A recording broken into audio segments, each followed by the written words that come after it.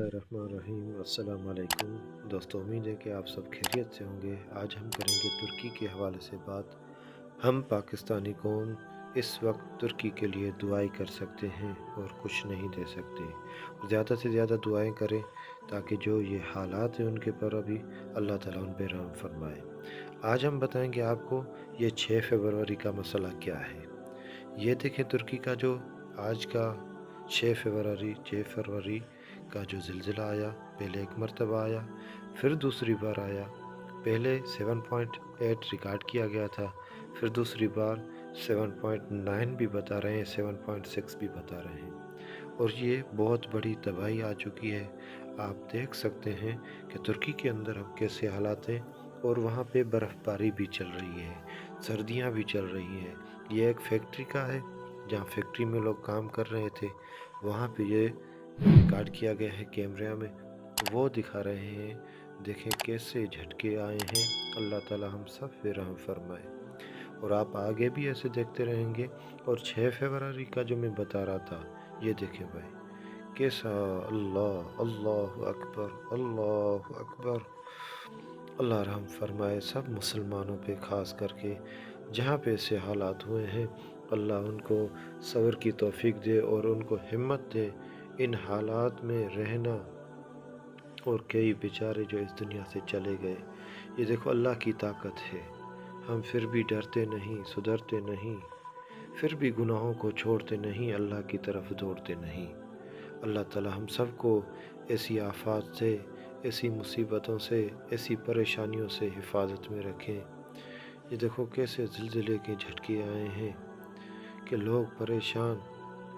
ये देखो भाई, और भी रिकॉर्ड किए गए हैं, आप देख सकते हैं खुद ही। ये एक फैक्ट्री का वीडियो है, और पहले भी एक शहर का वीडियो गुज़र चुका है। सो अल्लाह ताला हम सब पे रहम फरमाए। 6 फरवरी का ये क्या मसला है।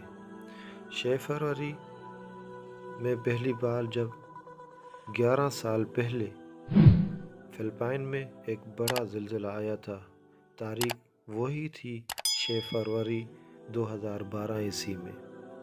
वो भी रिकॉर्ड किया गया था, वो भी बहुत बड़ा ऐसे झटका आया था। फिर उसके बाद दूसरा 7 साल पहले ताइवान में भी एक बहुत बड़ा ज़िलज़िला आया था।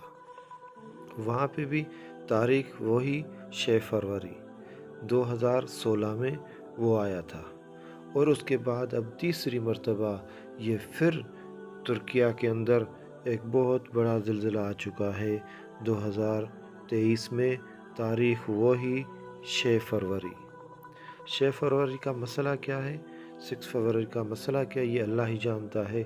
हम सिर्फ क्या कर सकते हैं, दुआ कर सकते हैं, अल्लाह के सामने गिड़गिड़ा सकते हैं, अल्लाह से माफ़ी मांगे।